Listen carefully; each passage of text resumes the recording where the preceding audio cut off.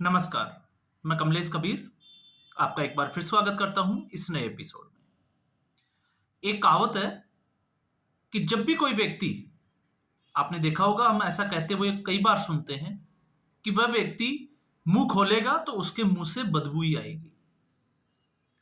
और आज यही कहावत कहावत जो है वो इंडियन ओवरसीज कांग्रेस के अध्यक्ष सैम पित्रोदा की कहें या राहुल गांधी के अंकल सत्यनारायण गंगाराम की कहें,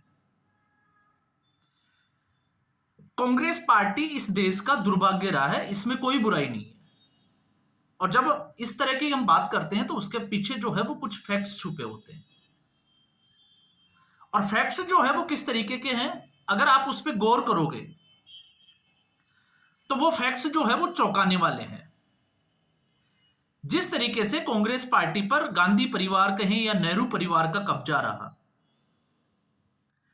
और नेहरू परिवार के जब हम कब्जे की भी बात करते हैं तो आपको पता होगा इस देश का प्रधानमंत्री बनने के लिए जवाहरलाल नेहरू ने कितने पापड़ बेले होंगे। और जिसने शपथ दिलाई, आपको पता होगा ब्रिटिश गवर्नर जनरल, जो आखिरी गवर्नर जनरल साबित हुए भारत के, माउंट बेटन। और जिस तरीके से माउंट बेटन की जो पत्नी थी उसके साथ जवाहरलाल नेहरू की नजदीकियां, और लगातार ये विषय जो है वो चर्चा का विषय भी रहा है। और ये जब भी मैं ऐसी बात कहता हूं तो मैं ये नहीं कहता कि आप भारतीय जनता पार्टी क्या बोलती है आप उसके ऊपर जाएं और फिर आप उसके बाद में जो है वो कांग्रेस पार्टी को कटघरे में खड़े, नहीं। मैं हमेशा बात करता हूं कि आप लॉर्ड माउंट बेटन की जो बेटी है, या हम कहें कि लेडी एडविना की जो बेटी थी पामेला हिक्स, आप उसकी बुक को पढ़ें। और जब आप उसकी बुक को पढ़ोगे तो आपको पता चलेगा कि पेज नंबर 118 से लेकर और फिर कई पेज जो है वो सिर्फ और सिर्फ जवाहरलाल नेहरू और उनकी मां के रिश्तों के बारे में ही डिस्कशन होता है। और फिर ऐसी स्थिति में सत्ता का प्रेम और प्रधानमंत्री बनने की चाह, उस चाह के चक्कर में इस देश का बंटवारा भी करा दिया जाता है। उस समस्या का हल महात्मा गांधी उस वक्त जीवित थे, सरदार पटेल थे, जवाहरलाल नेहरू भी थे और मोहम्मद अली जिन्ना भी जीवित थे। तो उस समस्या का हल निकाला जा सकता था, लेकिन उस समस्या का समाधान नहीं निकाला गया। क्यों? क्योंकि दो व्यक्तियों की महत्वाकांक्षा, एक जवाहरलाल नेहरू की प्रधानमंत्री बनने की और दूसरी मोहम्मद अली जिन्ना की भी प्रधानमंत्री बनने की इच्छा। और जब मैं ये कहता हूं तो तथ्य यह है कि उस वक्त मोहम्मद अली जिन्ना को जो इलाज कर रहे थे यूनानी डॉक्टर, उनकी मुलाकात महात्मा गांधी से होती है।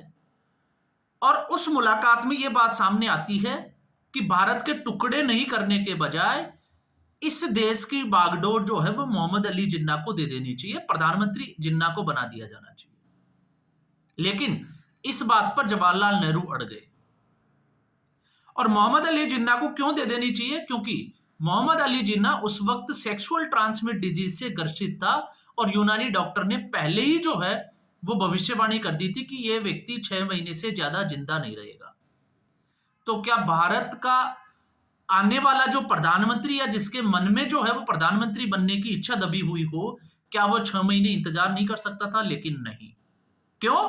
क्योंकि उधर माउंट बेटन शपथ दिलाने के लिए तैयार थे क्योंकि वो एडविना के कहने पे चल रहे थे, और इधर जवाहरलाल नेहरू को उनकी महत्वाकांक्षा को आप समझ सकते हैं।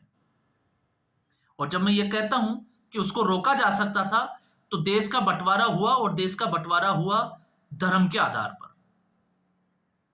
और जब धर्म के आधार पर बंटवारा हुआ तो उसके बाद में जो है वो मुस्लिम समुदाय को एक जो है वो अलग से रिलीफ दिया गया कि वो हिंदुस्तान में भी रह सकते हैं, जो कि आज की समस्या है।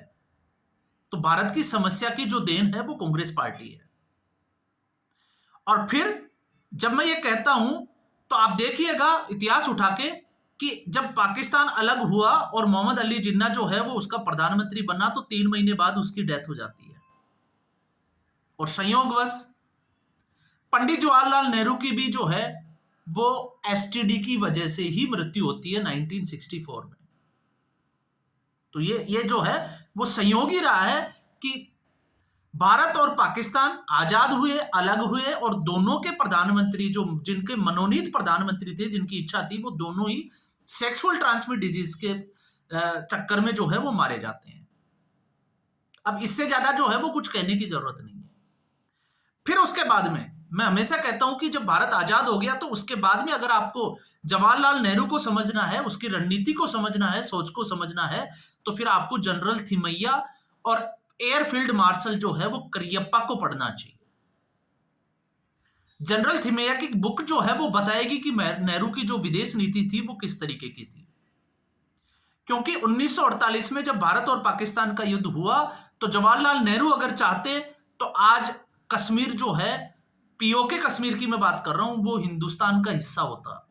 और जानबूझकर सरदार पटेल को यह जिम्मेदारी नहीं दी गई, क्योंकि अगर सरदार पटेल के आज भी वो लेटर जो है वो है कि जिस तरीके से हैदराबाद को भारत में मिलाया गया, शायद उस तरीके से जम्मू कश्मीर को भी भारत में उसी वक्त मिला दिया जाता, लेकिन ऐसा नहीं होने दिया। और उसके बाद में 1962 में जब भारत की चाइना के साथ लड़ाई चल रही थी तो चाइना को जो है वो एक बैक एंड दिया गया, और लगभग 40,000 वर्ग किलोमीटर के ऊपर, जिसको आज अक्साई चीन कहा जाता है, उसके ऊपर चाइना ने कब्जा कर लिया। तो वो भी किसकी देन थी? आप जनरल थिमैया को पढ़िए, मैंने पहले भी इस बारे में जो है वो जिक्र किया था कि भारतीय सेना चाहती थी कि ये युद्ध 6 से 7 दिन और चले, लेकिन फिर उससे पहले जो है वो सीज फायर का ऑर्डर कर दिया गया। ना रक्षा मंत्री की सुनी गई, ना सेना की जो कमांड संभाल रहे थे उनकी सुनी गई। क्यों नहीं सुनी गई, अब आप समझ सकते हो। और फिर उसके बाद में जब यह सिलसिला आगे बढ़ता है तो आज की परिस्थिति में अगर हम इसका जिक्र करते हैं वर्तमान स्थिति में, तो जब मैं बात करता हूं कि अंकल सैम पित्रोदा जब भी मुंह खोलेगा तो बदबू ही आएगी, तो आज उनका एक नया स्टेटमेंट आया है। और उस स्टेटमेंट को लेकर भी भारतीय जनता पार्टी के, आपको पता होगा, सुधांशु त्रिवेदी जो सांसद है राज्यसभा के, उन्होंने एक प्रेस कॉन्फ्रेंस भी की। लेकिन भारतीय जनता पार्टी के आरोप लगाती है, हम उस पर नहीं जाते। सैम पित्रोदा के उस बयान को हम पढ़ते हैं और फिर उसके बाद में उसका भी हम आकलन करते हैं। सैम पित्रोदा का यह कहना है कि मैं नहीं समझ पा रहा हूं कि चीन से क्या खतरा है। उनके हिसाब से भारत को चीन से कोई खतरा नहीं है।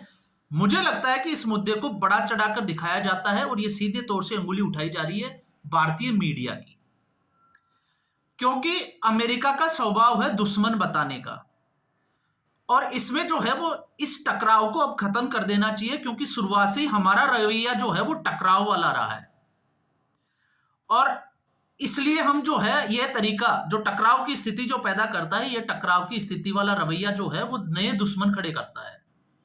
और देश के अंदर इसका समर्थन हासिल करके जो है वो सरकार बनाई जाती है। ये आप समझ सकते हो कि नरेंद्र मोदी के ऊपर जो है वो निशाना है। और फिर इसके बाद में उन्होंने बोला कि चीन के साथ ये गलत हो रहा है, क्योंकि चीन तो बेचारा है, जबकि पूरी देश और दुनिया जो है वो जानती है कि चीन का रवैया हमेशा से विस्तारवादी रहा है। चीन अपने विस्तार के लिए किसी भी हद तक जा सकता है, और आपने देखा कि किस तरीके से चीन जो है वो श्रीलंका का इस्तेमाल किया, पाकिस्तान को जो है वो अपने कब्जे में, चुंगल में फंसाया, और आसपास के जो है वो तिब्बत के ऊपर कब्जा किया, नेपाल में किस तरीके से किया, वो सारा जो है वो आपको, आप जाओगे गूगल पे, आप सर्च करिए, सारी चीजें सामने निकल के आ जाएगी। लेकिन जब ये कहते हैं कि चीन से हमें क्या खतरा है, तो चीन से अगर हमें खतरा नहीं था तो आपके बाप दादाओं ने 40,000 वर्ग किलोमीटर चीन को क्या गिफ्ट में दी थी? क्या थाली में सजाकर कोई रिश्ता हुआ था कि आप जो है वो ये जमीन का टुकड़ा आप रख लीजिए?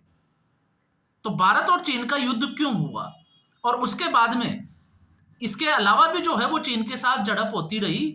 तो इसमें आपको एक चीज समझ में आएगी कि सेम अंकल जो है पित्रोदा वो ये भाषा बोल रहे हैं, तो आपको समझ जाना चाहिए कि इसका मतलब कांग्रेस पार्टी और चीन की जो कम्युनिस्ट पार्टी थी, चीन की सरकार के बीच में कौन सा एमओयू साइन हुआ था, जिसका बार बार जिक्र आता है डोकलाम विवाद के दौरान।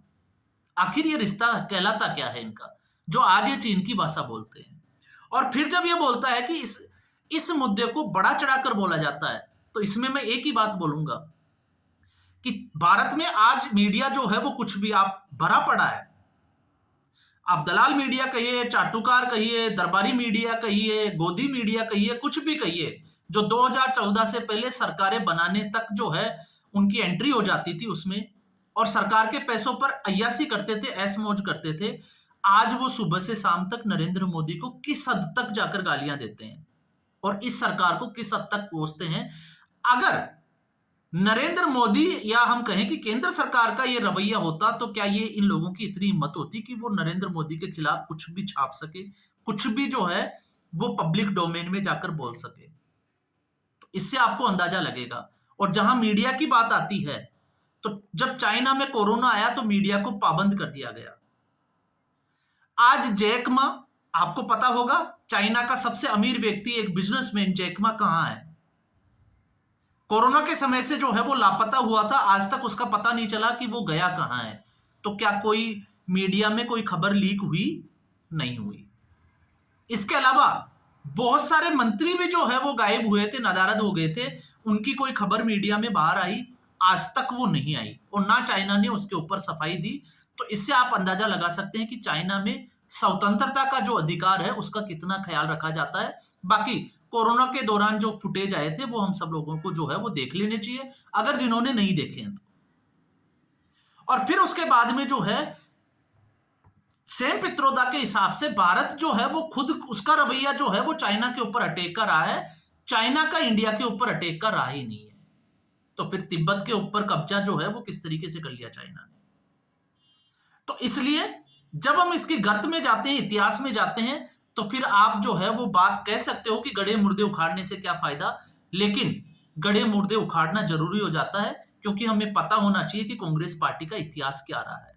और जहां हम इंडियन ओवरसीज की बात करते हैं, तो आज इंडियन ओवरसीज की स्थिति यह हो गई है, क्योंकि यह बयान आया है प्रधानमंत्री नरेंद्र मोदी के अमेरिका के दौरे के बाद में। और जब यह बयान आता है तो आप इसकी अहमियत को भी समझ सकते हैं कि यह बयान क्यों आता है। जिस तरीके से प्रधानमंत्री नरेंद्र मोदी की मुलाकात होती है, डोनाल्ड ट्रंप जो है वो चेयर रखते हुए नजर आते हैं, वो तमाम तरह के विजुअल्स जो है वो देखा। और बांग्लादेश के मुद्दे पे सीधे तौर से इंडिया को फ्री हैंड दे दिया जाता है डोनाल्ड ट्रंप की, तो आप इनका दुख समझ सकते हैं। लेकिन इसके बीच एक खबर जो मीडिया में नहीं आई, और मीडिया में तो नहीं आई, एग्जैक्ट मुझे मेरे पास आंकड़ा नहीं है, थंबनेल में मैंने जो है वो व्यंग्य के लिए ये बात बोली थी, लेकिन इंडियन ओवरसीज के जो कांग्रेस के जो कार्यकर्ता थे, हजारों कार्यकर्ता जो है वो एक साथ कांग्रेस पार्टी से मुंह मोड़ के चले गए। अब उनका भारतीय राजनीति में कोई फर्क नहीं है, फर्क नहीं पड़ता, लेकिन वो कांग्रेस की विचारधारा के साथ जो है वो कहीं ना कहीं मेल खाते थे। लेकिन अब उनको अच्छे से पता चल गया कि कांग्रेस पार्टी की नीतियां क्या है, और इस वक्त देश की जो, या हम कहें कि केंद्र सरकार की जो विदेश नीति है, और उसमें नरेंद्र मोदी के आने के बाद में जिस तरीके से भारत की पूरी दुनिया में जो है वो एक साख बनी है, वो अपने आप में जो है वो एग्जाम्पल बन जाता है कि नरेंद्र मोदी भारत किसी भी देश में जाते हैं विदेशी दौरे के ऊपर, तो वो वहां पर रहने वाले भारतीयों को संबोधित जरूर करते हैं। तो इससे राहुल गांधी और कांग्रेस पार्टी दोनों जो है वो एक्सपोज हो जाती है। और यही रवैया अगर कांग्रेस पार्टी का रहा तो कांग्रेस पार्टी जिस हाल में पहुंची है, आने वाले समय में इससे भी बुरा हाल जो है वो कांग्रेस का होने जाएगा, और उसको कोई रोक नहीं सकता। और उसके लिए सीधे तौर से कांग्रेस पार्टी और कांग्रेस पार्टी के आसपास के लोग जो है वही जिम्मेदार होंगे। बाकी बातें करने के लिए हमारे पास जो है वो बहुत सारे फैक्ट्स पड़े हैं, लेकिन मैं आपसे हमेशा गुजारिश करूंगा और करता भी हूं कि अगर आपको नेहरू की नीतियों को समझना है तो आपको किसी को पढ़ने की जरूरत नहीं है। आप जनरल थिमैया की किताब पढ़ें, या फिर जो एयरफील्ड मार्शल थे करियप्पा, उनको पढ़े, आपको अंदाजा लग जाएगा कि आखिर उस वक्त चल क्या रहा था। तो आज के एपिसोड में बस इतना ही। उम्मीद करूंगा वीडियो एपिसोड आपको पसंद आया होगा। वीडियो को लाइक करें, शेयर करें, चैनल जरूर सब्सक्राइब करें। धन्यवाद।